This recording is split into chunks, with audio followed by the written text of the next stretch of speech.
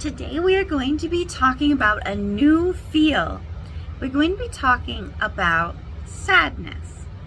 Now, talking about sadness doesn't have to always be all the way sad. Emotions are kind of mixed up and blendy. And one thing I like to do when I feel sad is experience my sad and then make sure that I remember the happy things that are about it. Some things that make us feel really sad might be missing someone. Someone I miss a whole lot is my dog Red. I called him Red Bubba Dean Punches, and he was my very best friend. You might have your own pet or grown-up or friend that you miss. What we're going to do today is we're going to make something to think about them in a really directed way. We're going to hold a memory of them tight in our hand. It won't make the sad go away, but it will kind of blend our sad with some happies. What you're going to need for this is a piece of paper, something to write or draw with, and your hand. Go ahead and trace your hand on the paper. On your palm, so in this circle section, write down what your memory is and draw a little picture about it. You can do lots of writing or just a little. You could do lots of coloring or just a little bit. But keep it out of those silly fingers. Only do it in the palm. In my memory, I'm going to be with my dog. So I'll write that now and draw a picture. I am hiking with my dog Red. That's one of my favorite memories. And I know you probably have a lot of amazing memories with the person that you miss or are sad about. So for this activity, pick just one and remember it as hard as you can. Now you can add any details you like. So it can be fully in color if you like, or you can do it as a silhouette or a sketch. I like the silhouette sketchy look on mine. So I have me, and I have Red, and we are hiking. Now on each of these fingers, you're going to decide what sense you're going to use. And I like to label mine outside of the finger so I don't take up any space.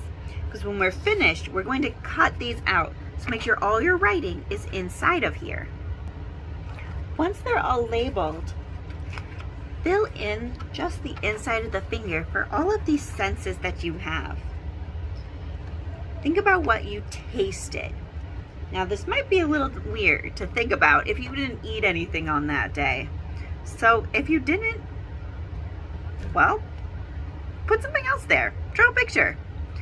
Personally, I had a water bottle with me, and I know that I had a protein bar, and I don't remember what flavor it was, but I remember the texture, so I'll include that into taste. And I remember being able to smell the flowers and how the grass smelled and the trees, so I'll put all my details into each finger. So was it a warm, sunny day? Was it a warm light coming in from your window? Were you very cold playing in the snow? Did you hear crackling leaves? Maybe your dog breathing heavily going, throw the tennis ball again. What did you see? Give some little details. Like, I remember going across a bridge over a tiny creek. So I'm gonna put those details into my fingers. Pause your video here. Put some details into yours. So now I have all my details in, really that I could even fit inside these fingers. And you'll notice as you're working that the more details you start adding, the more pop up into your head. So feel free to just smoosh them in there. And when you're all finished, we're gonna cut out the shape of our hand.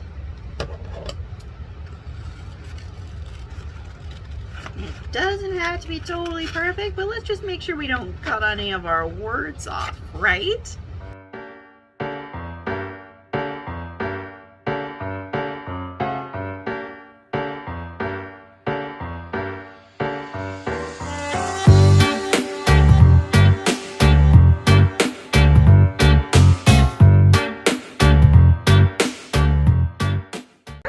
Now that it's cut up, we're gonna flip it over and just decorate the back side. And this way, it can be really however you like. You can make it look kind of realistic, give it your nails, your lines.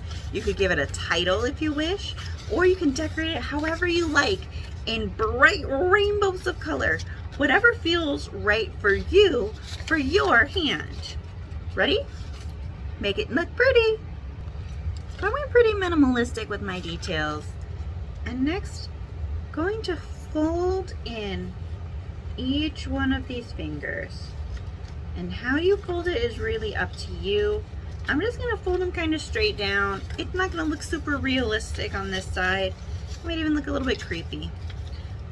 But all I'm doing is I'm covering my memory. I put my title down here. If you put it up here, you'll cover your title, but I really wanted it at the bottom so I could still see what was inside.